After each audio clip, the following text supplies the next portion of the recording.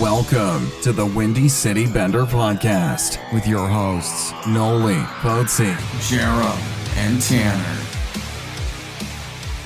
All right, guys, welcome to episode 81 of the Windy City Benders Podcast. It is the Hossa. The motherfucking Hossa, baby. Yeah, Tanner represented, because Nolly decides he wants to go to Arizona instead of, recording on one of his favorite players. So, no Nolly. Poetz is still moving into his place, so doesn't have internet yet. That's not the first thing that you get when you move in, but apparently, whatever. So, we are joined today by a very special guest. He is a member of the Kendrick Fantasy Hockey League.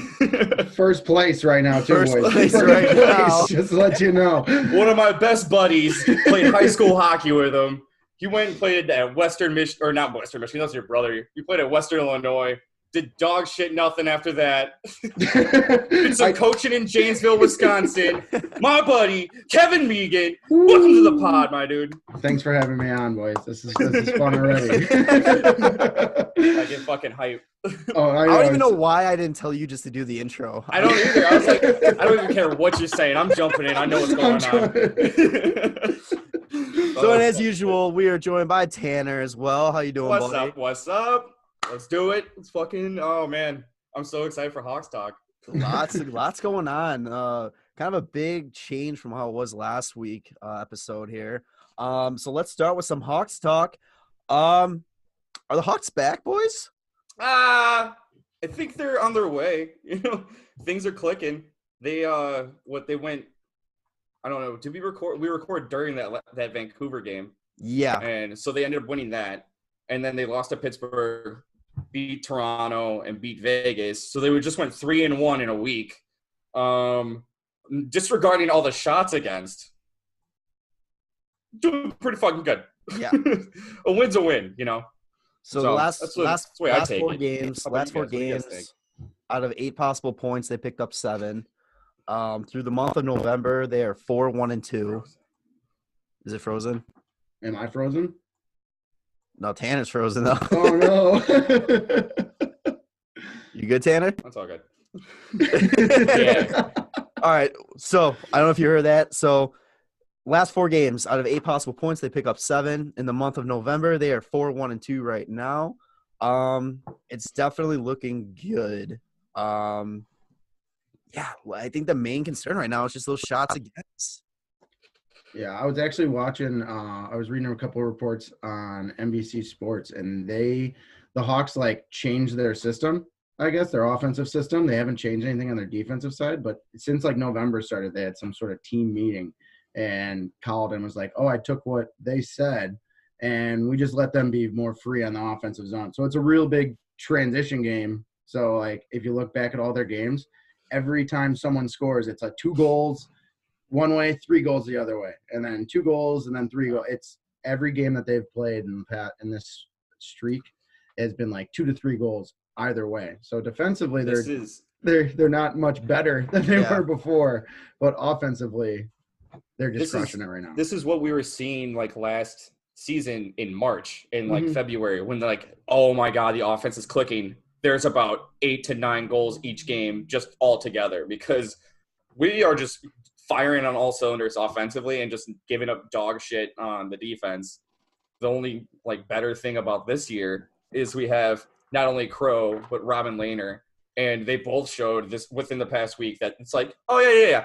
You guys go score. I'm gonna go stand on my fucking head real quick. And I'm just gonna bail everybody out because the last pod we were talking about how Lehner is killing it and Crow's not looking too good.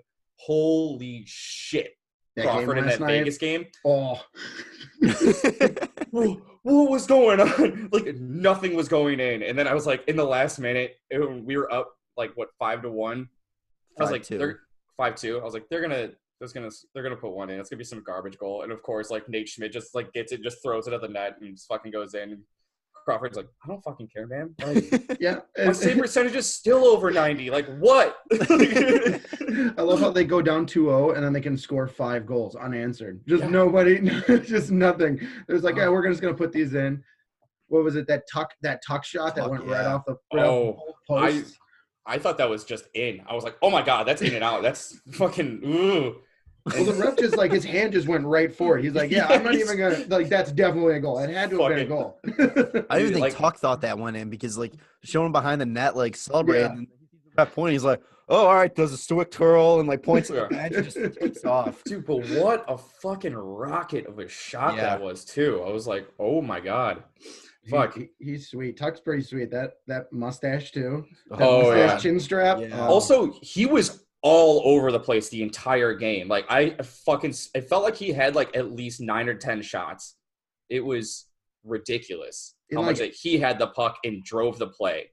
Yeah, the last couple of years he's shown that he's a really good depth player. And it's like stuff like that. Like you just leave him open and the Hawk defense just like, where were you on that? And like there was like 5 or 6 of those last night where you're like, what happened? Like it's like Hail Mary passes going past the defense. Dude, there was like so many times it was just like a break back and forth and you're just like, what is going on? Like it's it's a 3-on-1 one way. Now it's a 2-on-1 the other way. You're just like, what the fuck is happening? There's absolutely no defense. Like everybody's trying to pinch and they're like, fuck it. Like our goalies are fucking sick. Like we're just gonna go for it.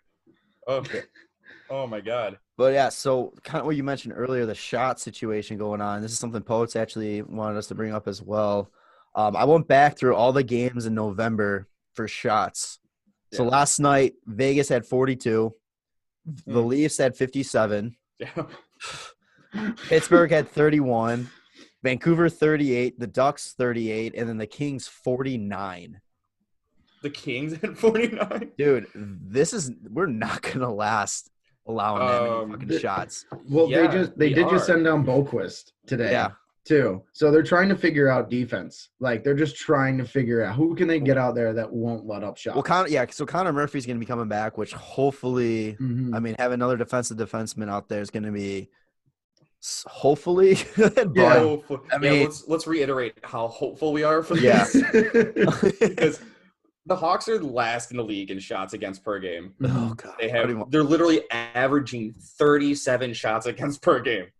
That is insane because let's say like the goalies are playing super well and like they are getting like a 90% save percentage. That's still 3.7 goals per game if they're at 90%, and you need to score at least 4 goals a game then on just averaging things out. Like you need to score at least 4 goals a game, assuming your goalie is standing on his head and you're giving up this many plus shots a fucking game. Like that is ridiculous. The funny thing is they can do it with the firepower that they have. Yeah, but they just because how much can you see? They have one line right now that's like consistently scoring and has been the entire year pretty much. But yeah, now that they're back together, like the Kane, DeBrincat, and Strome line is just ridiculous. But like even just going back to like that Vegas game, after that Tuck shot, it was him versus Calvin DeHaan, and then Calvin DeHaan just goes back the other way then on the very next play and fucking shows him how it's actually done, going fucking bar down. It's like, God damn, like when you get luck like that, where you're like the shot that's so close doesn't even count as a shot technically because it just hit the post. yeah. So that's like literally it was 43 shots really. Yeah. And then you just go down and like Calvin DeHaan gets his first of the year on a fucking beauty. And then not even like a minute later, Gustafsson just like, oh, we going top glove today? And he just fucking he just rips one as well. He sneaks one in. He's like defensively, he's like one of the most scary guys to have out there because you're like, when is Gustafsson just going to give up a big slice of pizza in front of his own net? But he'll go out and score 3 goals in a game sometimes. But holy fuck, did he need that goal though? I know. Like his fucking cell after that was giant fucking monkey off the back. Like, let's go. Oh yeah. I fucking love it. And like the crazy thing, like I understand like Gustafsson, like now they were like a little bit talking about him. I understand he's not the best defensively in his own zone, but honestly, like transition defense, if he's chasing somebody down or if he's like the only one back, I'm kind of not scared. He's really aggressive with his stick, and he always like either gets a piece of the puck or gets the fuck away. And I like he's not the strongest in front of the net or in his defensive zone, but transition defense, I see him, I'm like, he'll be fine. What doesn't help for him though too is like the lack of defensive defensemen on our team. There's nobody that we can pair with him to kind of pick up for him. You know what I mean? Like, yeah, that can move their feet. Like, yeah. So it's like, you know, you have this offensive minded guy, and then there's nobody coming back to cover his ass. You know, he's been paired with Keith, and we all know fucking Keith's a liability. And it's just there's no one with the right amount of speed that has the smarts to play with him. Everyone who's smart enough is just slow, like Mata and Murphy and DeHaan. They're just like way too slow to keep up with Gustafsson. But like you said, like Keith is just he has times where he shines. He literally had the puck in the corner last night, and he dilly-dallied around 3 guys and then just gives up the puck right up to the point. And it's like, what did you do all that work for? And like showcase all this talent, and then you can't even get the puck out of the zone. Was it the first Vegas goal or the second one that Keith essentially like pushed the guy into Crow? I think it was the second one, yeah. I was gonna say the first one is when he like lost the puck in the corner. Yeah. And then the play kind of developed up top, and then it was a shot from the point that got like tipped. Yeah, I think Nolly was texting the group about that goal, and he's like, "Oh," and Ilchek's like, "Yeah, Keith was all over him," and he's like, "Yeah, all over him, right in the fucking net." Oh man. Well, geez. I mean, story of the fucking game was Corey Crawford. Like, yeah. I mean, we were talking about it too. Like the penalty shots. What the hell was like? There was 2 penalty shots. Like I missed the first 10 minutes of the game, and then like I saw the second one, which was a terrible fucking call. Yeah. What did they say? That he threw his stick, right? They said he threw his stick when he went for a poke check, and his legs took his stick out of his hand, and I was just like, what the fuck? And like Gustafsson was losing it like at the ref. Who's the coach of Vegas? He even looked at the screen. He was Gerard just like, Gallant. Gallant was just like, all right, whatever. Yeah, all right. We'll take that one. Yeah. Luckily, like Crawford just fucking stones him. It was I love it. It just feels so good. Yeah, to finally even just to have a competing team after like the last couple of years, how they've just been like kind of down in the dumps and slow, and they haven't, you know. At the end of last year, you know, that's what they looked like. The best. No, the end of last year is when it like. I mean, not the very end, but like that like middle part of like January, or like basically December, like up through March. Like it was all exciting hockey. It was fun to watch, even if they were losing games. It was fucking fun, and it sucks that like in crunch time at the end of the season they didn't get the wins they needed to get into the playoffs. It was because they were very close, but at least they didn't come in last because fuck Minnesota. And that's how you get the 3rd overall pick. And then who's on the team right now? Yeah, exactly. How great is that? I'm sure Doc is probably super happy he's not fucking in Minnesota or somewhere. Yeah, exactly. Fucking love Chicago. And then they start slow again at the beginning of the season. It's like, wow, what happened to like where did this dog shit hockey come from? And then now it's back to exciting fucking hockey. Even though it's like it's gonna give me a heart attack, but hey, we're winning. Let's fucking do it. Like, I think it definitely goes back to like what Meegan was talking about earlier with like them changing the systems up. Like I feel like Carlton's just letting the guys play now and not trying to make this overcomplicated and do all these like little systems. Like you have some of the best players in the fucking league. Let them go fucking do their thing. Don't overcoach. Like, yeah, maybe like the 3rd, 4th line, you know, maybe try to put that system out there or, you know, try to overcoach it a little bit.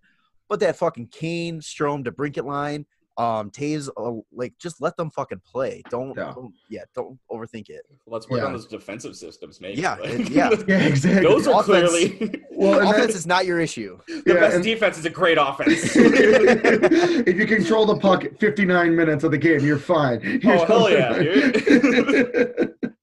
Well, that was in that article. He said like when he came in last season, he never changed anything with the offense because he was just so focused on just not letting anyone score that he just was like, whatever, just do whatever you do, and just hopefully we can just stop more. We can not score, let them score as many pucks as you go and score. And then they try to overdo it this year. Like you can't take like as much as Kane does back check and you know Sean DeBrincat and guys like that. They need to be up and they need to be forechecking. Like don't sacrifice your offense to try and fix your defense. If that's still not working, then let the offense do their thing, which is what it appears like that they've been changing. Yeah. Like so and go out and get another number 1 goalie.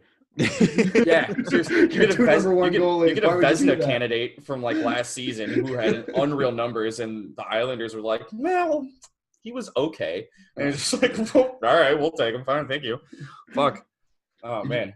Did you guys on here about the quote that Leonard said. This is like 2 weeks ago about being on teams that let up a bunch of shots, and he was like, yeah, I've been on a bunch of bad defensive teams, and he's basically like call out the Hawks, but it's like, I'll carry this team. He's like, that was like his vote of confidence. Okay. Yeah, he's like, I'm good. I fucking love him because he's so honest in like his post game like conferences and stuff like that. Like he just doesn't give a shit. And I fucking love that. Oh, that was like what it was. So in the Toronto game where he just fucking stood on his head again, like he actually had the post game conference or the post game talk like to the fans, and it was just like, I wonder if he's just gonna kind of skewer the team a little bit and be like, I mean, I fucking played great, and I still got the second star. Like what the fuck? 53 saves, ties his career high, the fucking win. Oh my god! That's what killed me about that game too. Is so we had one of our showcase games, and we're getting on the ice, and it's 4-1 Hawks. I'm like, all right, get off the ice. I look at my phone, and I see Tanner, 53 fucking shots. Are you kidding me? I'm like, what are you talking about? Pull up the game. And I'm like, they almost fucking blew that. Yeah, yeah. It was literally like they were up and they were playing great, and I didn't get to see any of that. And then I finally get to watch it because I got home from work, and I'm like, oh my god, are we gonna have any offense anymore? Like even I think it was like Babcock was talking about. He's like, I think I played Austin Matthews too much because he had the puck more than anybody I've ever seen ever in that second half of that game. And I was like, he's just gonna fucking do something. He's going to do something. And he was give him that much time. Yeah, it's like you can't just let him do that. It was, especially with like the way they play defense and it's like really weird passive kind of zone most of the time. And he just can like trot around the outside and be like, that guy's open here. Like, what the fuck? Like, you guys seeing this? Like, how many shots do we have right now? Oh, we're at 30 something at the end of the second. Cool. Like, And with his speed, if anybody goes chasing him, you got two guys that are open with the puck now. Yeah. Like if any defenseman goes and chases Austin Matthews in the corner, he's not getting out of there. Like Austin Matthews is coming out with that puck. Yeah, I think honestly that was like a game that we were pretty lucky to win because it was a back-to-back night for them, and we were playing Michael Hutchinson instead of Frederick Anderson, and we broke. Like Marner was hurt, and it was like, okay, like maybe we would have won again because I mean Lehner just fucking he's a carpenter. He's just always building a wall, and he's just fucking so good. I guess he would more of a bricklayer, but he's a handyman. That's what it is. He's a jack of all trades. He's a goalie, bricklayer, carpenter. Just whatever he wants to do. Definitely not union, though. Definitely not union. He's a freelance. Dude, if he was union, I mean, he is union. They have the NHLPA, like the Players Association. Like, fuck are you talking about? That's what they are. Oh man. So, what's not really a big surprise right now is Patrick Kane being Patrick Kane. Yeah. This kid, it's not. Holy fuck. So this kid, he's fucking like 31 and like a whatever or something like that. I mean, in my mind, he's always going to be like 25, 26 because he doesn't lose a step and he just scores like nonstop. It doesn't matter. Like He just has the authority to go in at any point in the game. It's just like, okay, they're not down because Patrick Kane is still playing. Like he can come in and they'll just drop 3 on you and then just walk out the building. Yeah, that's what I said. It's like it doesn't matter. Start out like whatever. It doesn't matter how bad our team is. It's hard to count us out when you have a player like Patrick Kane out there. Yeah, like it's ridiculous. And November, so this month alone, I saw a stat. I forgot to look up everything else around it. Going into yesterday's game, he was tied for lead league in points through the month of November with 11 points. He put up 3 more last night. Yeah. So he's got 14 points this month, 6 goals, 8 assists. In, 7 games they played? Yeah. Jesus. I think he's got like 10 points in his last 5. He's had a couple games. I think it was like 3 or 2 of the 4. He's had at least 3 points. He's definitely like put up a few multi-point games recently, like 3 or more. Yeah, I like yesterday, and I think maybe Toronto. Yeah, but I can be wrong. I can't think of it off the top of my head, but yeah, it's definitely kind of ridiculous that they were scoring like at least like 4 or 5 goals like the last 2 games, and he's a part of at least 3 of them. Like, it's kind of fucking amazing. Also, I forgot to mention. The Hawks finally beat the Vegas Golden Knights Oh yeah, first time. for the first time in franchise history. In their very long tenured history. What seems like a fucking forever. They finally did it. Last team in the NHL to do so. But Jesus, they really wanted to like not let that happen, but Crow was just like, no, we're gonna end this here. Well, the Hawks players just they gotta love Vegas too much. Like Vegas has the best like home record over the last 2 years, not this year, but the last 2 years, just because everyone goes there and parties. Like you hear about Evander Kane dropping like he has like $150,000. Oh, it's $500,000. $500,000. Yeah. Lawsuit. Yeah. Fucking so it's like, dude, that's in the playoffs. What are you doing? Did you see John Scott's tweet about that? no. So that story came out, and John Scott quote tweeted. He goes, "Evander Kane, go deep dive in to see if we can find if Ryan Reeves has any parking tickets in St. Louis or like." That's a fucking good one. I was gonna say, like, with their loss to Pittsburgh, that was actually one of the first times that Sidney Crosby has beaten them, and I don't remember how long, but it's been like years. It was an 11-game winning streak for the Hawks. Is it? Over the right. Pens? Well, that's still Over the Pens, some. yeah. That's still like a good fucking amount of years because they only play them like twice a year. Yeah. Yeah. It's like last like 5 years or so, and they haven't beat them. So they still haven't beat them at home. Like I think Crosby has never beat them at home or something like that. So I saw something online. It was like the Crosby fucking streak had to die for the Vegas streak to die as well. Like, I was like, okay, that makes sense. They're always like a dub because the team we haven't beat, but you know. So fuck, man. Is that karma? Is that dharma? I don't know how that works. Yeah. One thing has to happen while the other. Yeah, dude. I was looking at my tarot cards, and they told me that karma was all about that. And I was just like looking at my Ouija board too. too. Store and now they're Oh man. So the Hawks in have retrograde. Let's see. So they got a pretty decent schedule coming I up. don't even know what that means. I don't know. I see it all over. Like Mercury's in retrograde. Like I don't even know what that means. Do you know what that means? No.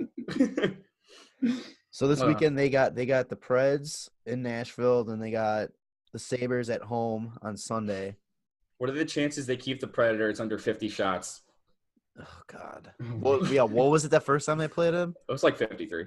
And they had like what 12? Yeah, probably. Stupid. Here. Let's see. It was 51-20. Oh my. They lost 3-0. That was Pecorino's like easiest shutout. So Oh hopefully yeah. that lights a fire under their ass. And I mean, they're scoring real fucking well right now. So I bet you Kaner gets a fucking natural hat trick to start the fucking game, all three in one period.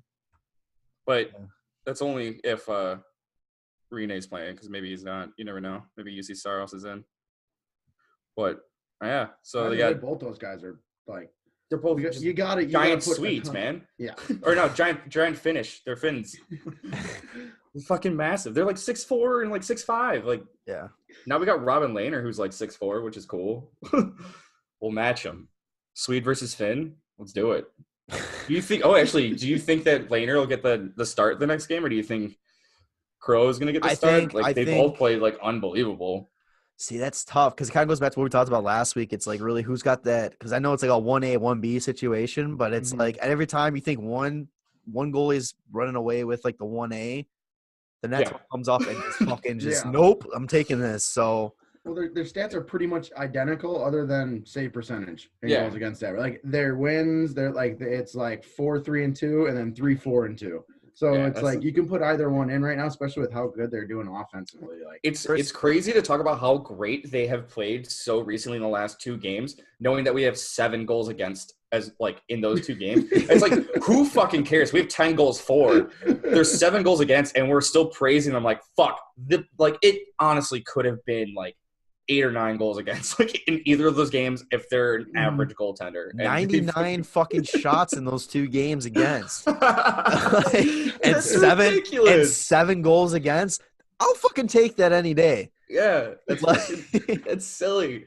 That's silly. And they're not even how many are they getting 30 shots like 4 each game, I would assume? Yeah, like right around they average like 30 shots a game. They averaged 60 shots for and almost 100 against, and we're like, we're winning, baby. Like, what's up? Jesus Christ. It's sustainable? I believe so. Don't let the stats Statistically fool speaking. you. Do we Oh call my up Delia and give one of these guys a break for a little bit? Yeah, they both need a break. Like, No, just do what they did with Jarmelson for all those years and just don't let them practice. Just no goalies at practice. They're getting 50 shots a game. They already get enough practice. Like the warm up. Shooter. The warm up is all they need. fucking good. Oh man. Fuck. All right. Well, All right. yeah. So after Nashville and Buffalo, they got Buffalo's at home. I think personally, I Okay. think Liner should play Saturday, Crow on Sunday. Yeah. I mean, either. Yeah. I mean, I'm fine with either way. Right, Like, yeah. I think giving Crow a little bit more time off after that fucking performance is good too. I think And, he's like, the only one I'm we just- gotta worry about, actually. I feel so great about having them in net. It's fucking Mhm. great. But like after the beginning of the season, I was like, oh man, nothing's really working. And it's like, okay, the goalies are doing really good. Yeah. So It's fuck. like I think I said this, but like before in the season preview, it's weird knowing that the goaltending isn't our concern. Yeah. Like Yeah. So- it's fucking Nashville's For how the away. past 2 years have been, yeah. Yeah, Jesus Christ. It's been a Crow show, and then like he's gotten hurt, and you're like, oh, so we're just gonna lose now every game. Yeah. And you have So- Forsberg, and then you throw him out there for 40-something games. Like, he didn't do well. It's like no one on the Hawks did well that year. I don't know where you got to I still feel bad for Forsberg, man. I He know. got screwed. Yeah, but we got Dahan out of him, so that's great. That's true. So like back to the schedule. So Nashville away, and then we got a 3-game homestand. So it's Buffalo Sunday, Carolina Tuesday, and Tampa Bay on Thursday. Which is the Brent Seabrook bobblehead night. Oh, the Tampa game? Yeah. No shit. Do Okay. you think they scratch him for that night? No God. way. No way. Fuck. Colliton doesn't scratch him on his own night. Like they're buddies. What's mean, going on? That's a Babcock move, to be honest. Yeah. Yeah, 100%. Oh, it's your bobblehead night? Go sit in the stands. Go get yourself one, kid. Oh my god! All right, so real quick, I have the Tampa Bay Lightning and the Rangers game on in the background. Let me guess, Vasilevsky's just let up like 20 goals. No, every time I look up, fucking Tampa is scored and they're up 8-1. What? Yeah. No. So we play Tampa next Thursday, and I really hope they don't start clicking because fuck. Yeah, that team, what the fuck's going on with them this year? Oh my god, that's insane. And they're still above 500. They're 8-5-2. It's like Yeah. hey, Tampa's having a really bad year, and it's like, what are they, second or third in their Also, division? Not the end of the second period yet. That's insane. So fuck, but we'll see. The Hawks are high flying. Maybe watch that game be like a fucking 10-9 fucking shootout win or something like that.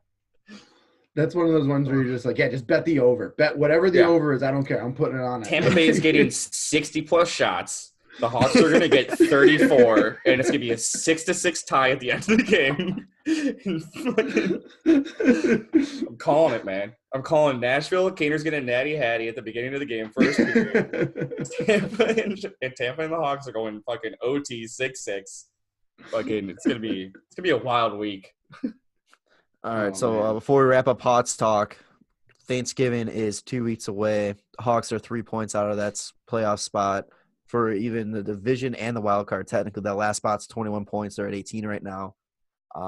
You all know Nolly's favorite stat is, 75% of the teams in a playoff spot at Thanksgiving end up making the playoffs. Mm. How you guys feeling that? Or I mean, we still have games in hand on plenty of these teams. We have, like, the only teams that have the same amount of games played as us are Colorado, Nashville, which, fuck, that sucks. Mhm. And then Minnesota and LA, and they're both at the bottom of the rankings. So, like, Calgary's fucking 3 games ahead of us and only 5 points. And we're on a point streak right now. And it's very possible that we can just jump in there. But, I mean, we're always going to have a little bit less points, I feel like, than the teams that are winning just because we have so many less games played. Yeah. But they keep playing the way they're playing, keep winning games, at least getting a point. Like, Yeah. so say it's And- got to go back to like that lockout year where the shortened season when they had that 28 game point streak. it was Yeah. 25 Get off 25. or 27, right around there. All right, yeah. As long as Fuck you get you, Varlamov. As long as you get one fucking point, that's all that matters at this point. Yeah. Yeah. And like that's the thing too that it's not gonna hurt them too much if they lose these games against like Buffalo, Carolina, and Tampa just because they're not in the in the conference or the division. Mhm. But those are games that are like we should win. You know, we should do pretty good. Like hopefully, as long as we keep our offense just fucking flying high. And I think it's Kaner point streak time, and who knows, maybe he's gonna try and break his own record again. Isn't he like first and second in like American point streaks or like games with a point? Yeah, he's got some sort of crazy American I think he's first and second in that. And like, well, now's about the time that Kaner is getting his point streak just fucking rolling. And I've been watching in and out of those like the Hawks games since I've been all the way out in Boston for the last couple months. But like the game last night, I was seeing some things that like we haven't had in a very long time, like depth guys that are just doing a role, like Carpenter, Ryan Carpenter.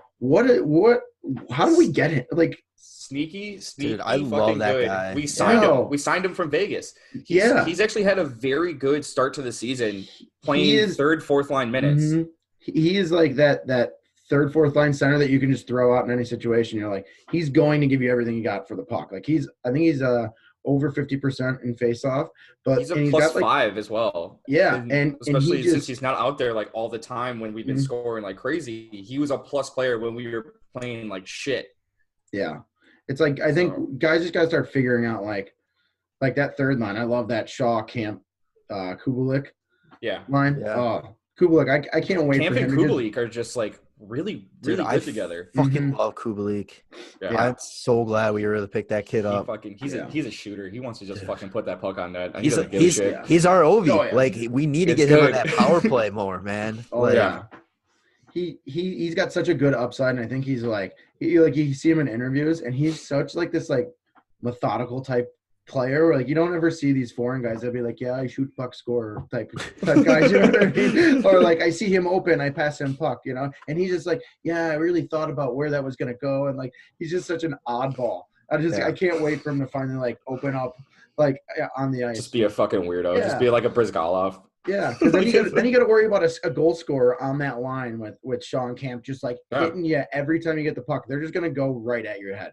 Like, dude, Camp is having a sneaky good season too. Like he's actually like looking really good. He's driving a lot of plays, and like you said, like they're all over. They are fucking on the forecheck. They're on the back check. They're fucking moving their feet and just like they're creating chances like crazy for them, which you don't see on a lot of third lines. Usually it's like a sustained like make sure they don't score while our guys are resting that are going to score. Like, but it looks. I really hope too Zach Smith can adjust to like his new role as that like bottom six player, because I like him a lot. I think that was a good trade, you know, cheaper contract, get rid of Emitonov, but it's just he's never been that type of player that plays that bottom six role. But if he can turn it up, like having him and Carpenter down there, oh man.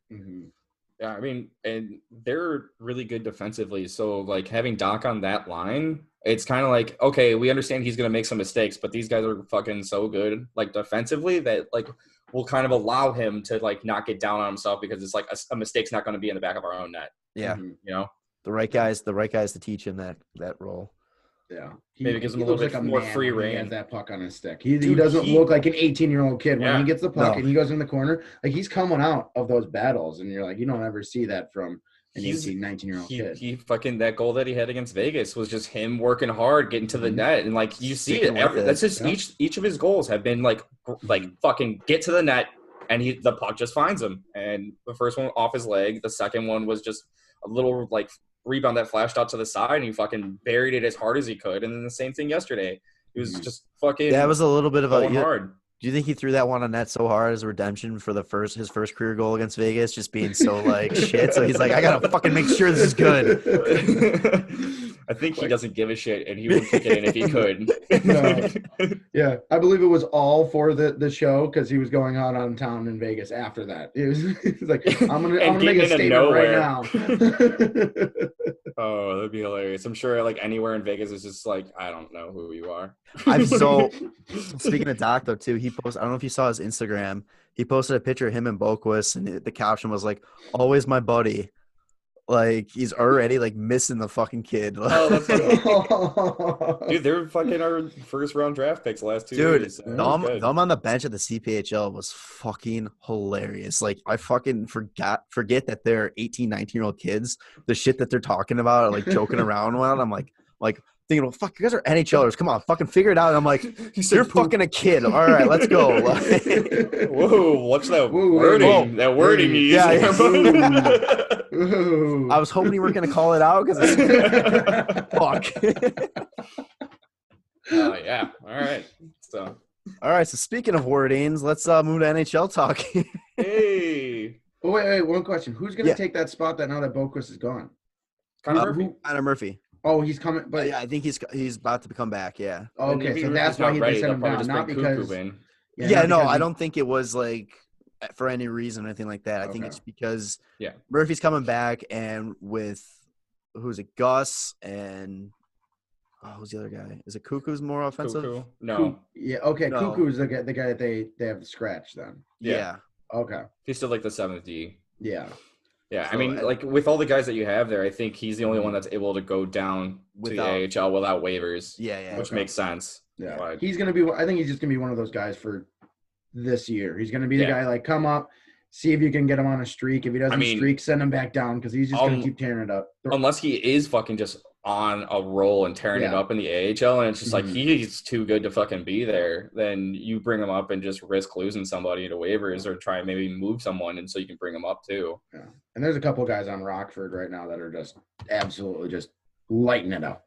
Dylan Sakura, baby. 5.5, baby. Let's go. When are they? When are the Sakuras gonna both make it? Like when are we gonna have an open opportunity for them? Because I don't see them making it unless they like really push themselves. Like Dylan Sakura is not scoring a goal in the NHL this year. Yeah, you're right. He's scoring 5.5. I don't know. It's like the team's too many good players on it right now. They don't need any more undersized guys.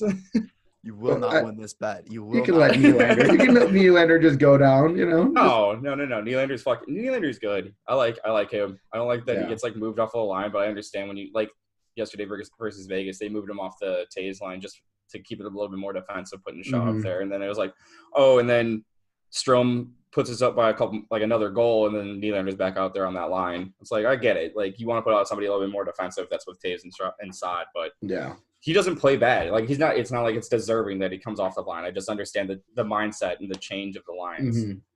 Yeah, he's had some flashes of like, wow, you can really see his talent, like his vision. Yeah. I think it was a shot from Saad, and he went to go like tip it, and you're just like, oh, you're in the right spot, and then he made a pass that just didn't connect. But the look that he gave, where you're just like, how do you see that? How do you get it through 4 guys like across the slot? And then, like, you don't see him for the next 8 shifts. Like, he just disappears. Whether it's just on the bench or actually out there on the ice and you're not really sure if he's out there. Yeah, exactly. Couple quick Hawks notes, too, real quick before we switch over to NHL. Kajula is in concussion protocol. Okay. I don't know when he got hit or what happened with that. I don't remember seeing anything about that.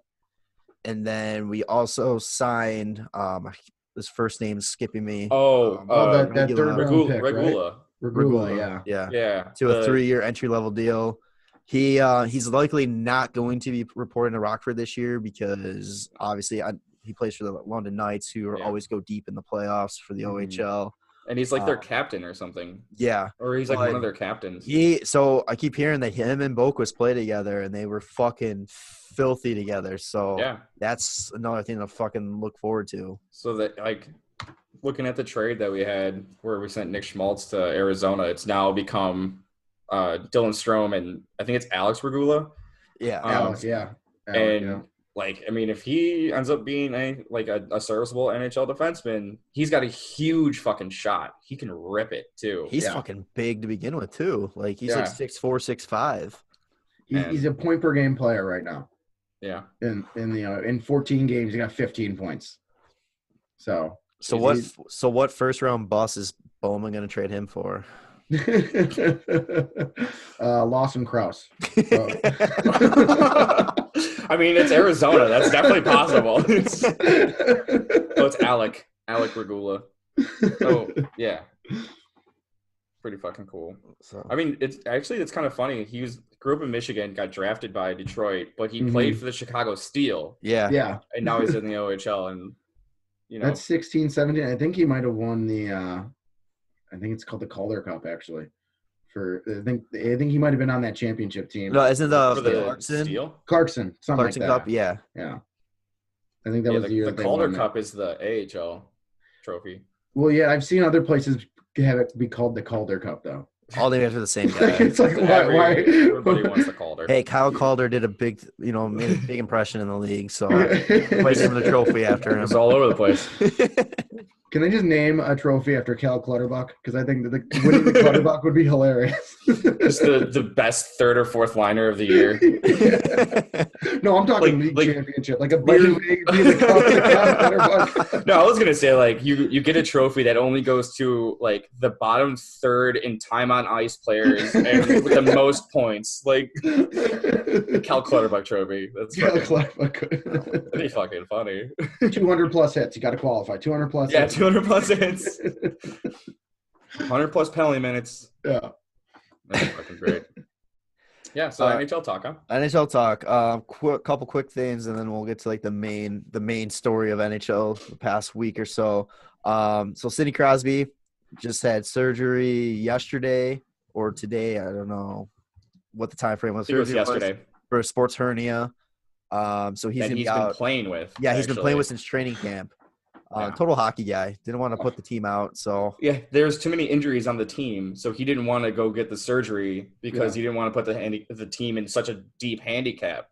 He's all for the boys. That's what. He is all just he wants to win, and that's it.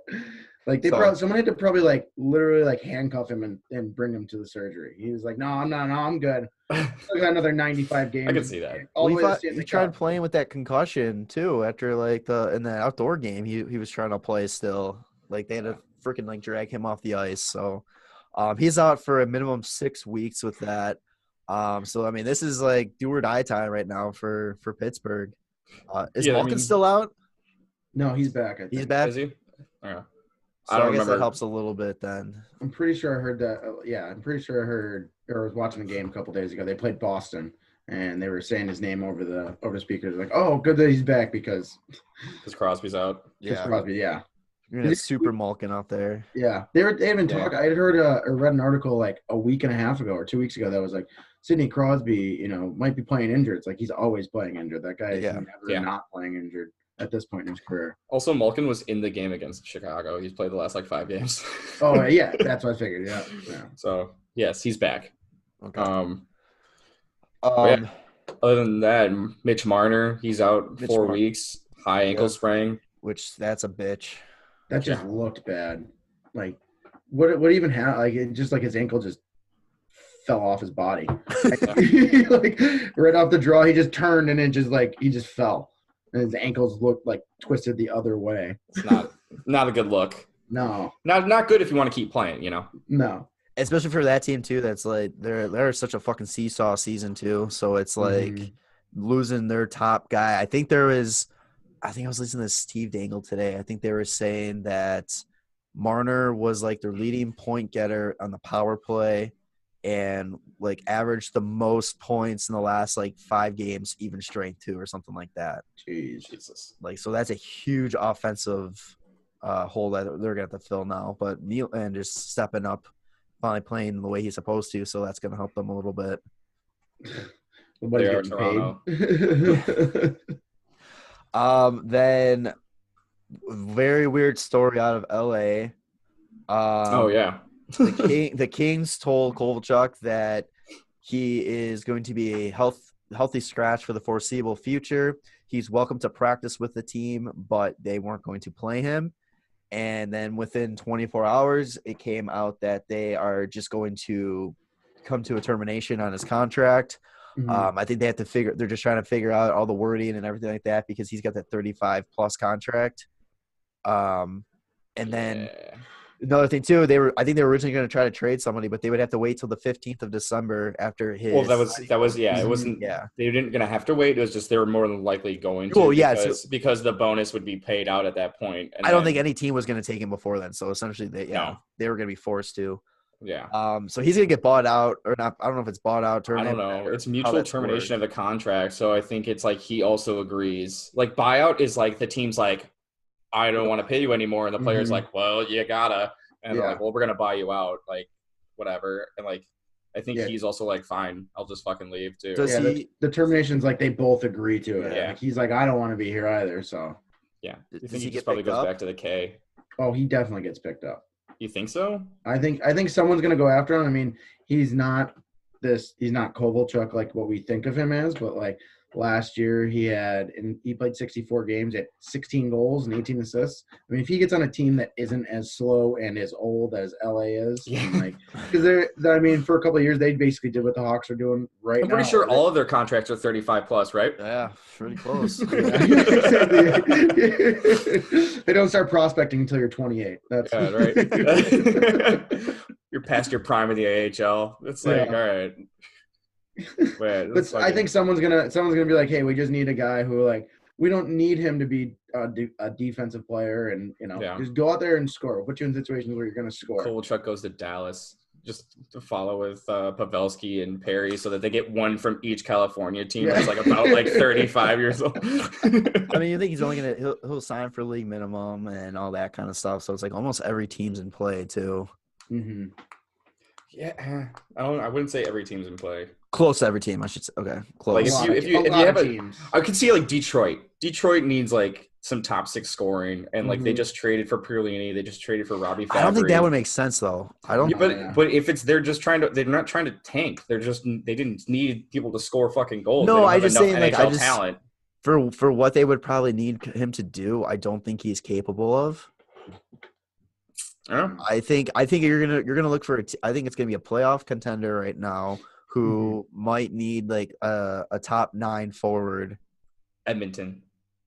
That was actually I've heard a couple people saying that. That would make a lot of sense too because I heard Edmonton. And literally just McDavid and Draisaitl just their foot is fucking so far on the pedal, like it's through the car, like it's ridiculous. Like they are fucking throttling this team to a playoff spot, and they do not give a shit who they're playing. Yeah. Like, what are you going to do, double team one guy? Oh, the other guy on his line is also the top scorer in the NHL. They can literally – like, that's the thing. Like, they can double team both Draisaitl and McDavid, and that 3-on-1 might get you a goal. Yeah. Like, it's not even guaranteed. Like, they might be able to get you a goal. Yeah. It's so silly. The other team I heard was possibly Boston. Oh, yeah. That could be interesting. I mean, they're a great team as it is. I see them going pretty deep, just like whatever they have right now, because I've been catching more of those games out here anyways. Yeah. And they're just it's on TV. It's on TV, yeah. It's everywhere. Yeah. And all you hear is the Boston people just talking about they love everybody, but everyone hates Halak, which doesn't make any sense to me. Why? He was like so good last year. I don't know. I had some falling off, like. Yeah, no, I mean, he's got like a 909 right now, but he does things where like he'll stand on his head for a game and then he'll just get shelled and get pulled, and he'll lose it. Like they've given up, and they gave up 2 games where they were up by 3 or more goals. They were up by 4 goals one game and they lost 5-4. Oh, that's the most recent one against Florida? Was that that last game or 2 games ago, something like that? Something like that, yeah. And Florida is fucking. They're killing it. They're sweet. They're going. Do you have the scores, Tanner? Like for what? What's going on right now? Because I know Coach Q's going for win number 900 tonight.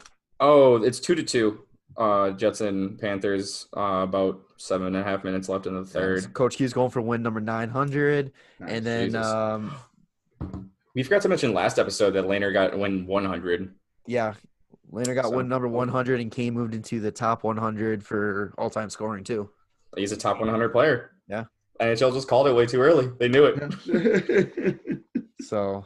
And then the last little bit of new NHL news: Andrew Ladd was placed on waivers today. Who was he with? He was with the Islanders.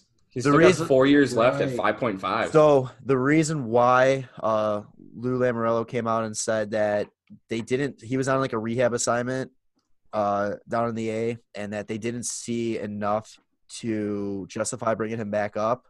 So they're sending through waivers because they don't think anybody's going to take him, which fucking's got Bowman's name written all over it. But yeah, they think he's going to be reassigned there. He's got to go like cell phone silent. Like somebody's going to just take it away. Can you do a second victory lap as a player on a team? Like, is that yeah, we trade our first round pick. It's called one last shift. Isn't that what it is? I swear to God, if Bowman goes and puts a claim on him, I'm fucking busting out that Bowman's a clown shirt. We don't have enough money for that. I know, but he'll fucking trying to justify it. It's a total Bowman move. He hasn't pulled a Bowman move in a while, and I'm fucking terrified. So you're saying he's due? He is very due. Jesus. All right, so the big story around hockey right now. Michael Hutchinson put on waivers as soon as the Blackhawks smoked Toronto.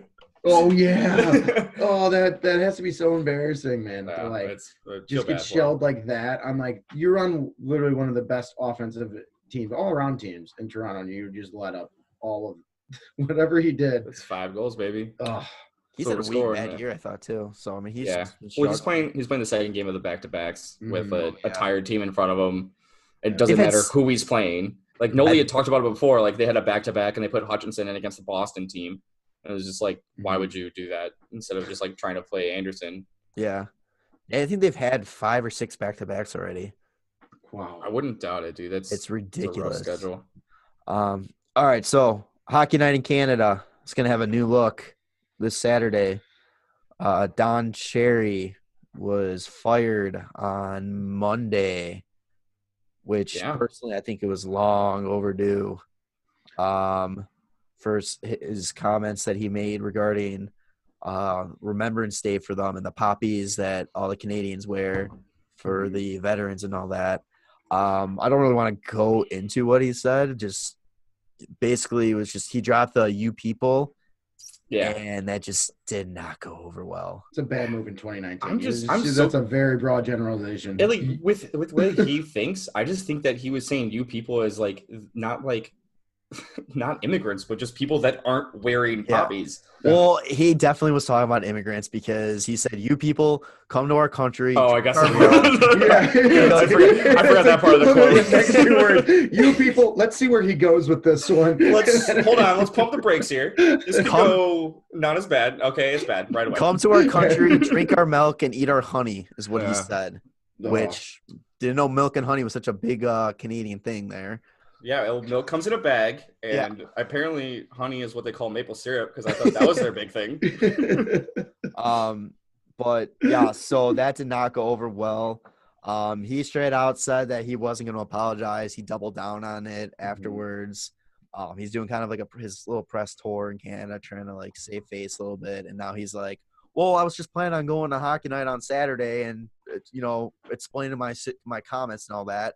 Not saying sorry or anything, just explaining it. Yeah. I'm going to wait a week, though. Yeah. Yeah, wait a whole week. Let's see if it dies down. I'm going to just wait a week and it'll dissolve. Like, the amount of times that he's had to do that over his career, like, we don't get Hockey Night in Canada, so we don't get to see all of his antics. But, like, if you just watch throughout the years, he's had to do this multiple times. There's, like, every, like, couple of months, you're like, when is Don going to give up another one? And it's – like, when is he just going to just – you're going to be like, oh, Don Cherry just fell off the face of the earth by what he said. Like, he's just exiled. They put him on, like, a raft and sent him out to the Atlantic Ocean. Like, just shut up, Don. They were talking about this on the Steve Dangle podcast, and they were like, yeah, what he said, it was bad, but it doesn't even go on his Mount Rushmore of bad things he said. But like he probably tore up all, like, when Ovi was coming. Like, he probably said worse things back then. Oh, yeah. It's Russian, so it's okay. He said so many things about Russians. Yeah. And about, like, when that one time that Ovi got, like it was like goal number 60 or something like that, and he put his stick on the ice and, like, pretended like it was way too hot. Yeah. And he's just, like, tearing him a new one. It's just like, you Russians coming in here and just it's making a mockery out of the game, like calling Carolina a bunch of jerks for having fun. Just like, okay, man, see where you're coming from. Okay. I think so now people are pissed, or he's pissed at was it Rob McLean? Yeah. He says that Rob McLean threw him under the bus. People are pissed at Rob McLean because he gave his thumbs up that he does at the end of each coach's corner, which by the way, he came out and said that he wasn't fully listening to what Don was saying You can because see it on his face. yeah, he's got the earpiece on from the truck pretty much, and he says the director was telling him what's going on, like, you know, as soon as this happens, you know, we're transitioning to this and all that. So he didn't hear everything. So Yeah. he looks like a bad, like he's coming off like people trying to make him look like a bad guy for like agreeing with Don Cherry. You're just trying to pay attention, make it seem like you're listening, and then you got Don Cherry just going completely on his own script. And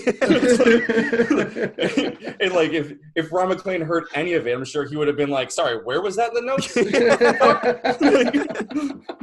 And the amount of times that he's probably had to do that, like he's probably just like, "All right, I'm done saying my line. I'm just gonna let Don be Don." Have you seen? Yeah. Have you seen like a compilation of the faces that he's made just because of the shit that Don Cherry has said? He's always like, "What the fuck?" Like, but this time he's like staring. He's just like off. He's just like, "Okay, yep." Yeah. Like not even space. Like, and then you see him like give a thumbs up. Like, "Okay, we're finally done. Like I can go," and just like, yeah, time I to can move get on. off this It's like, chair. So there's all the protests, you know, there's people, well, not protests, there's 30 people showed up outside of Sportsnet yesterday protesting the firing, and I think people are just doing it to be funny now, but there's a lot of people very pissed off in Canada saying he's a Canadian icon, he's all, you know, he deserved better and all that kind of stuff, which kind of brought up something that was sent to was it Nolly or Poetz sent this over this morning. yeah. I don't know if you heard this, Meegan. There was like the Canadian version of The View. It's called, what is it? The Social. I think so. There's this chick the lady, Okay. chick, yeah. Her name is Jessie Rae Allens, and she was essentially she stereotyped hockey players into this big bully culture, saying White kids. It's yeah, just white privileged males who are just bullies and are essentially what Don Cherry is to hockey.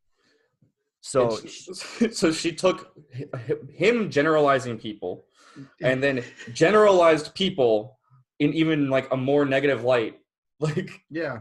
by like trying to like add more like they're bullies, they do like all this, they do that, like you're just like, she what? starts her statement by saying, "I don't follow hockey, but Yeah. that's but how here's some history notes for you. She's had a bad experience with some. She says the town she grew up in, you know, the hockey players she dealt with were they were the bullies, and they're essentially everything that Don Cherry represents.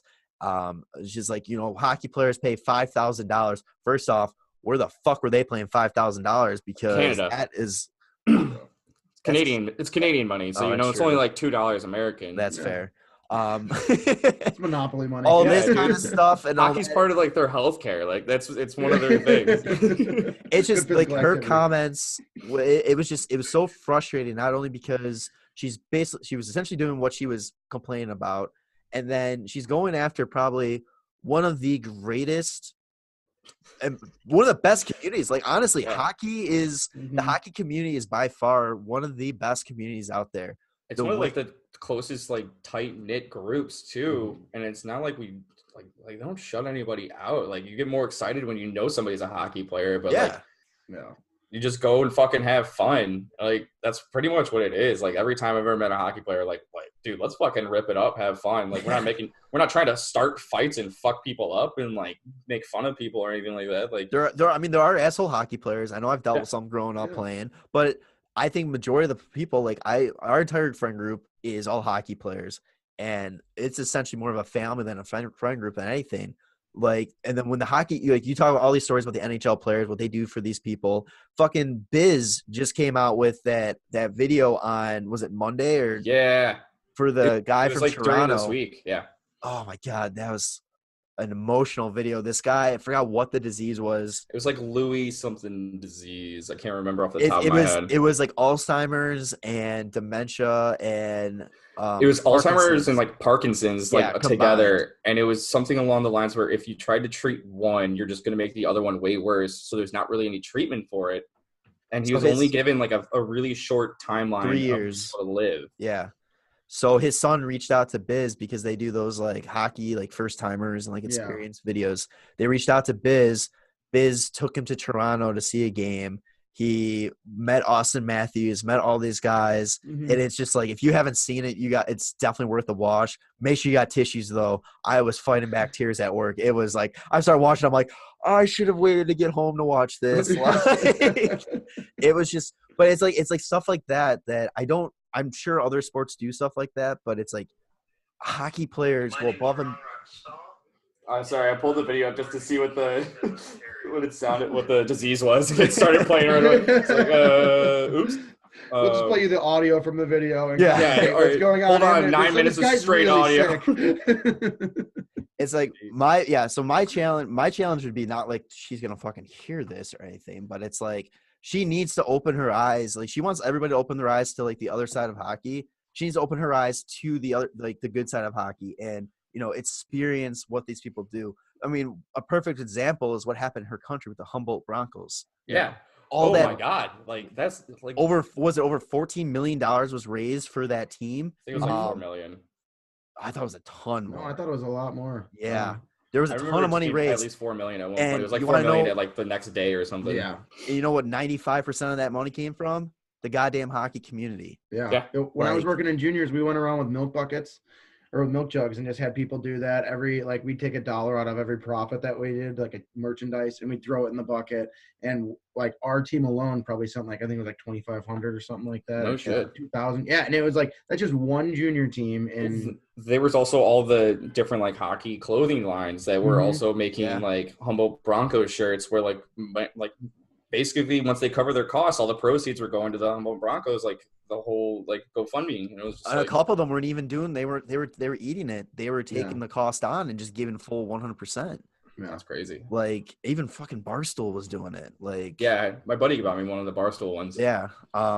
It's so frustrating because it's like people generalize and all that kind of stuff, and it's like you don't know what you're talking about, and I guess that's like the common theme for everything in life. But it's just like when this one hits you directly, it's kind of like, what the fuck, like come on. Well, it's also the craziest thing because you're talking about somebody generalizing people. And exactly. In your statement of talking about this, you are generalizing people, and it's just like, how do you have credibility on this at all? Like, in the clip, like it's on a TV show, and so people are like clapping. I don't know if it's a fucking applause sign, and they're just like, "Oh, we're on a TV show. I don't know what's going on."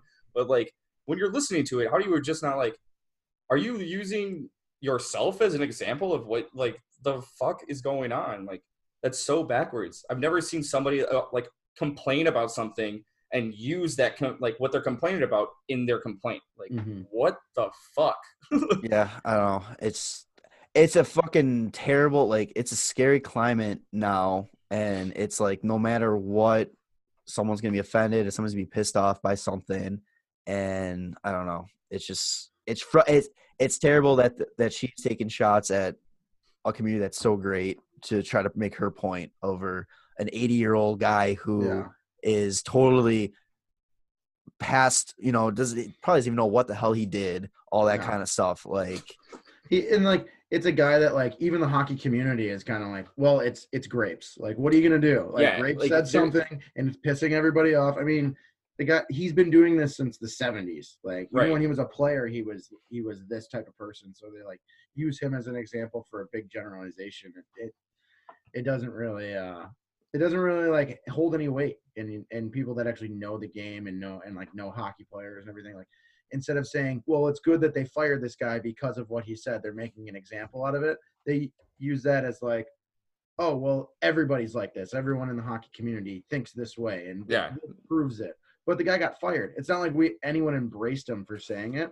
No one has done that. Like, that has any, like, NBC's not like, or TSN, I should say, isn't just like, oh, no, we're going to keep him on. He's just the best hockey guy. They're like, no, we're going to cut him out right away. We know that this was wrong. And to say that all hockey players are like that is just dumb. Yeah. It's very just, this is my point and I believe it type of thing without any real facts. So two more things that I wanted to bring up, and then we're going to go do a special little segment for this episode. So the first one, kind of talking about just like the hockey community rallying together. On Monday, there was a member of the Chicago Fury U18 AAA team passed away after complications of mono. It's really unfortunate. Especially Chicago Fury, that's literally 5 minutes, like their home rink's 5 minutes away from my house and all that kind of stuff. Said that it's essentially they thought there's the flu was going around their team, and he thought he just had the flu, and before he knew it, his spleen ruptured, and it was just too late for him to do anything. I haven't seen anything. But if I do find something, I'll put it in the description and in all the bio and all this kind of stuff for a GoFundMe. I'm sure there's gonna be a GoFundMe to try to help his family out with the cost for that. It's just a real shame, especially after the CYA kid who broke his neck a couple months ago.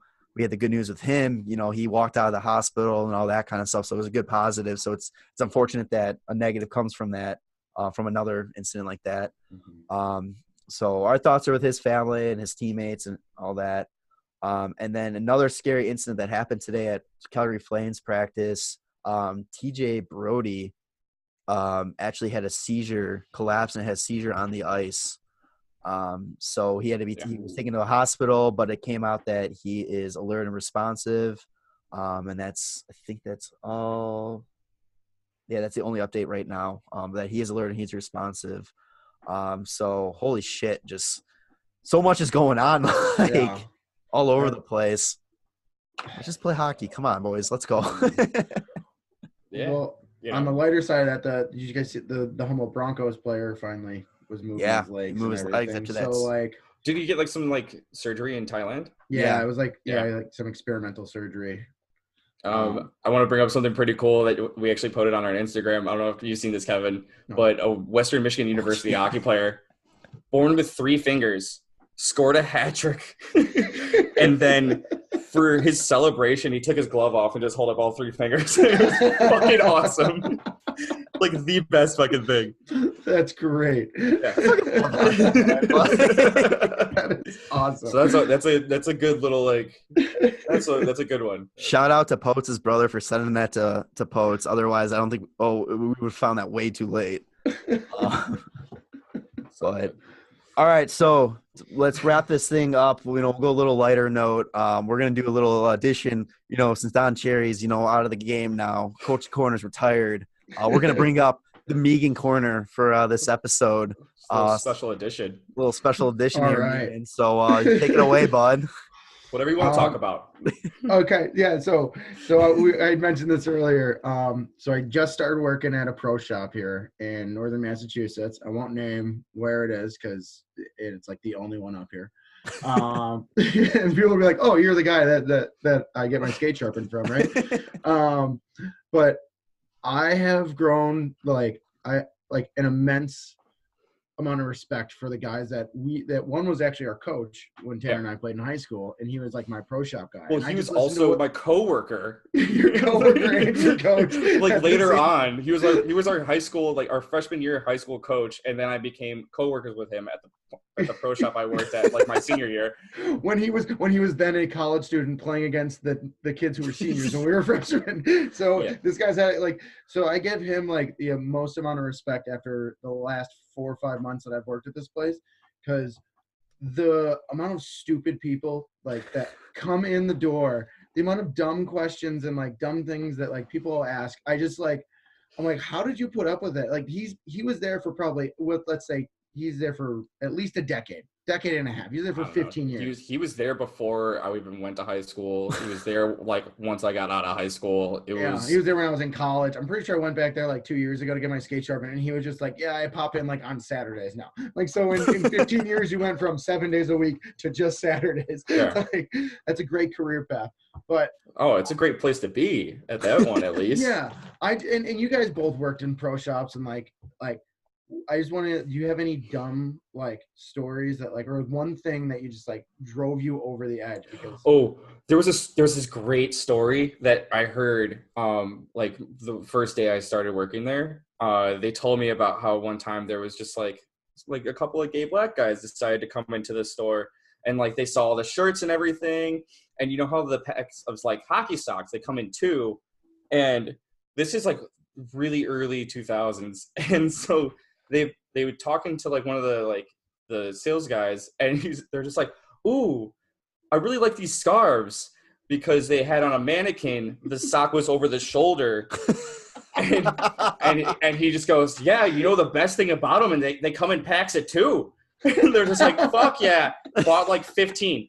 It was just like, that's amazing. That's These a are lot. great scarves. These are great scarves. You know that didn't hit in the gay community because everyone would be wearing it right now. They'd be like, yeah, just go to the pro shop, get your hockey socks, and wear them around. It's so good.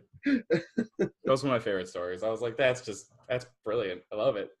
Oh man, I can't think of any like specific stories, but like, so I still work for a hockey company now, so I still deal with a lot of like customer service and all that, and it's just the dumbest. Like you said, it's just dumb questions where it's like, because a lot of the stuff is like dress sticks and all that kind of stuff, so it's not actually, nobody can like comprehend why Warrior Alpha is dressed as as a QRE or something like that. It's just I wish because I just had one the other day. I wish I can remember it, and I'm drawing an absolute blank, and I'm so pissed off because it was fucking hilarious. So like our store is like, we have everything. It's like the only place to get helmets, shoulder pads, elbow pads in there. Like we have one main giant store where we do everything, and like you get custom skates there. We do everything, right? We get pro stocks from like college teams and like ECHL, AHL, and NHL teams. It's like a big hub, and all you get is like, my biggest pet peeve is people that like, always the best players don't really care what they're wearing. They don't care what kind of skate they have. Like Sidney Crosby's wearing the same jock since like whenever. Forever. Like he's probably like, everyone wears the same shin pads and like the same stick, and everyone's like, oh, I gotta get that. All these kids come in and they're like, well, what does Patrick Kane use? I go, I don't like. What do you? Why are you asking me? And then they always go and they buy like the most expensive stick, and then you look at like what actual players use. They're all using like the medium like the middle grade stick. Like they're using like they're using like 4 or 5 models behind. Yeah, exactly. Like like everyone buys. Patrick Marleau was using like the one brand of skates that they don't make anymore, and he finally Reebok, switched. Reebok, like it's like Timu Solani, where the Jofa, like, and nobody else had it. Like, was it Mike Green had to have like the Easton Stealth, like, and he was searching the internet for anybody that just had extra ones in the one that he used, and was buying them off of people because he didn't want to use any other stick.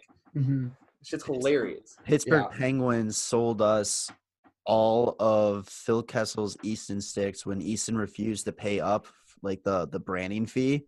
So the reason why Easton's you don't see Easton in the game anymore is because Easton doesn't pay the league fee to have like their stuff out there. He found out and was so pissed that Pittsburgh actually called us back up, bought all the sticks back at our price, not at what they sold them to us, because Phil was furious. No takesies backsies, bro. That is awesome. That is amazing. It's just, I love the parents that come in and go like, well, Connor McDavid's wearing all CCM. I go, yeah, well, what does that matter? Connor McDavid could wear Shearwood equipment or like Coho equipment from the 90s and he'd still be the best player in the world. Like, your kid sucks because he doesn't want to. CCM, he just wants to look cool. That's CCM's the most uncomfortable gear that I think I've ever had. I've got CCM skates now and I like them, but the gloves suck. The helmet sucks. Well, that's the thing. Like, there's definitely grades for like the way the equipment works. Like, one brand has a much better like glove, then another one has a much better like elbow pad, one has a much better helmet. Like, that's the thing. Like, do you want like the best shit, or do you want anything that everybody else is wearing? It's like so funny. That's the whole reason about like the players with like branding like sticks and stuff. It's like, I want like that one. Like, people come in and they're like, oh, do you only have these 2 pro stock sticks? Like, yeah, the pro only got 4. Like, and we got 2 of them. Like, you getting his pro stock stick and cutting it down 10 inches isn't going to change the way that you stick it. Shoot the puck. That's a story right there. So this guy is like, I really like the Eric Carlson stick. And I'm like, oh yeah, I mean, it's a good curve, just a P28 curve, 75, 8, and he's got 75 and 85 flex. Live 5, it's a good standard thing. Okay, well, I need to cut it down about 8 inches. And I'm like, so you want like 57, 56? He goes, yeah. He goes, but that shouldn't affect the flex at all, right? I'm like, rule of thumb, typically 2 inches, every 2 inches, it adds about 10 to the flex. So you're looking at about 30 to 40 added to the flex. You're not gonna be able to flex this stick, bro. He goes, well, I need an 85 flex and a live 5. I'm like, well, for what you need to cut it down, we don't have that right now. All right, whatever. So the conversation goes all through like our like email system and all that. Coming the next day, this dude bought 6 of those sticks, overnights them, gets it, cuts down 2 of them, calls back. Yeah, I don't know what happened. It's just way too stiff. Way too stiff. Yeah, I took an 85 flex and made it 120. He bought the 85 one. I told him, I go, if you're going to cut it down, at least buy the 75 one. Yeah. He goes, so I need to return these. I'm like, you cut them down, right? He goes, yeah. I'm like, no, we can't take that back. Yeah. That's terrible customer service right there. Like, is it? That is not. Here, I'm just going to go ahead and break this. Can you take this back now, please? Yeah, also, just a quick update. Tampa just scored a 9th goal. So we're looking at maybe a 10-goal game here.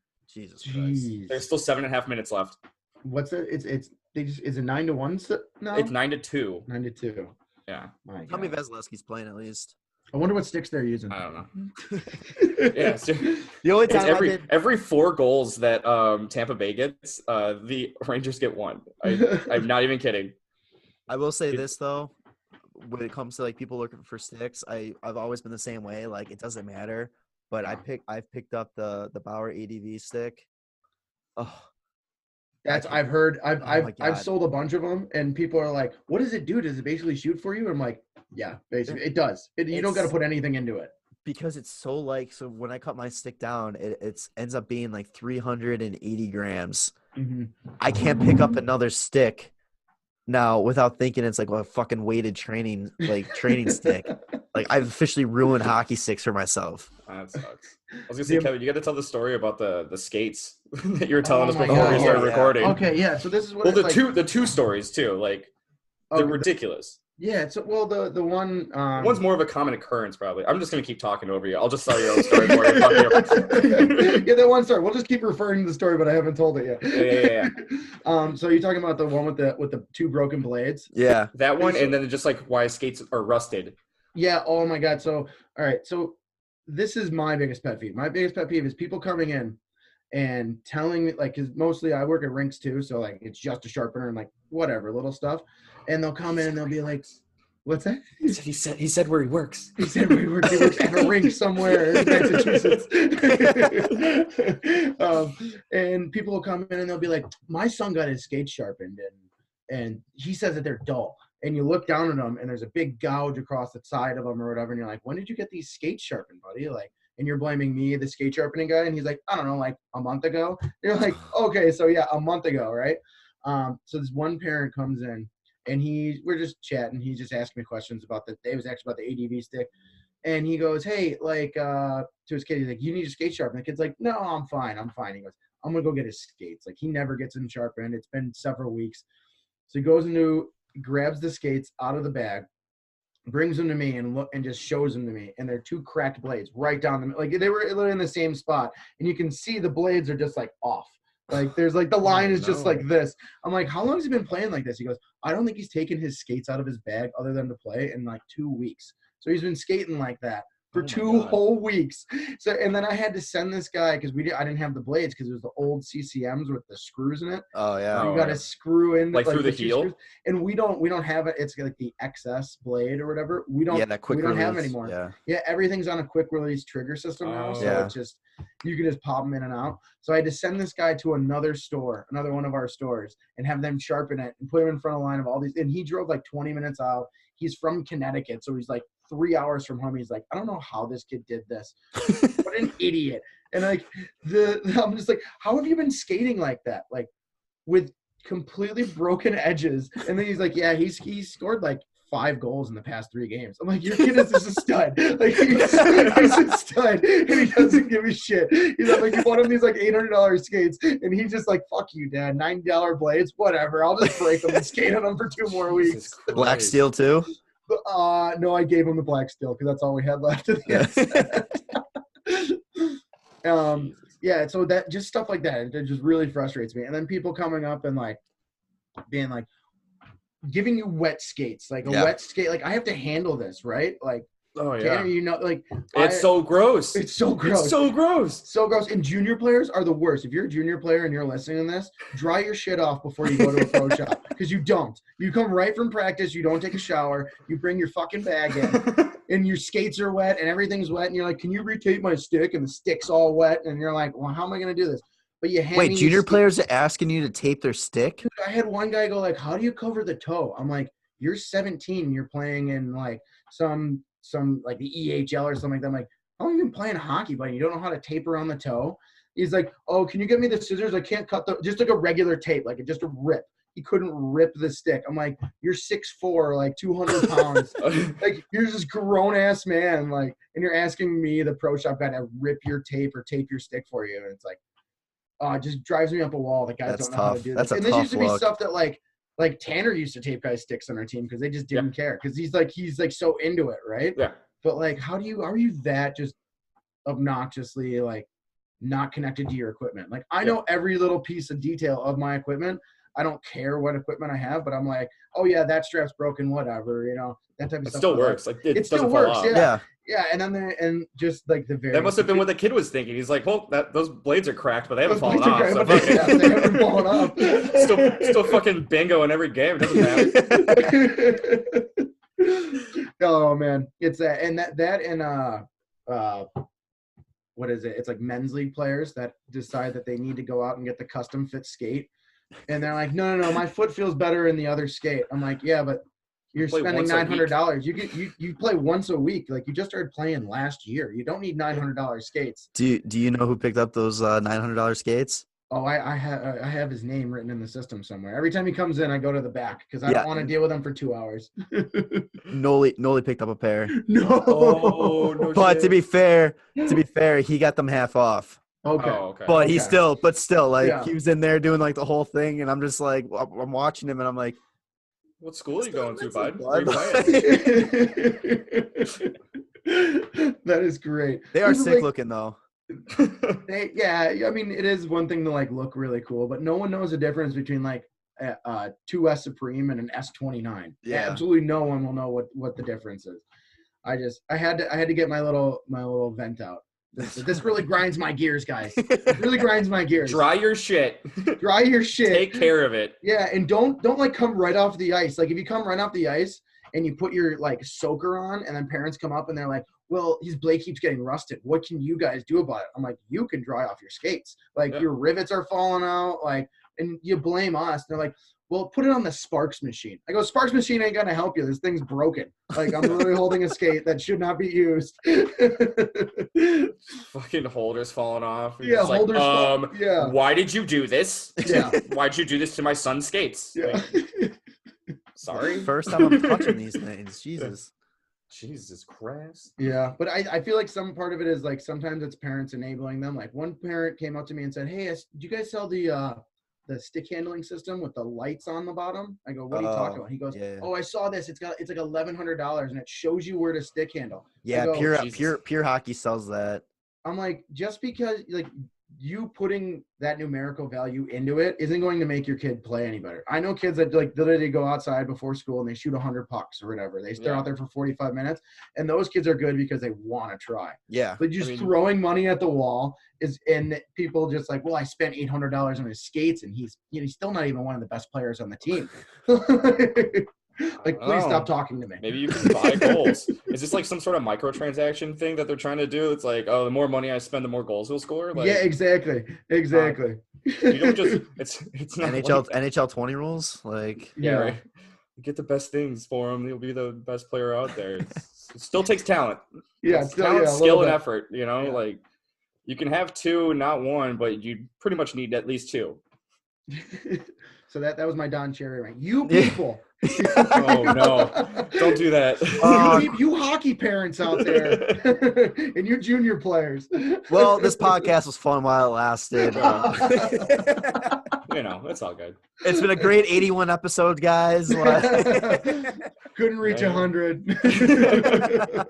I mean, we're gonna run out of like players' numbers by 100, so that's when it's over.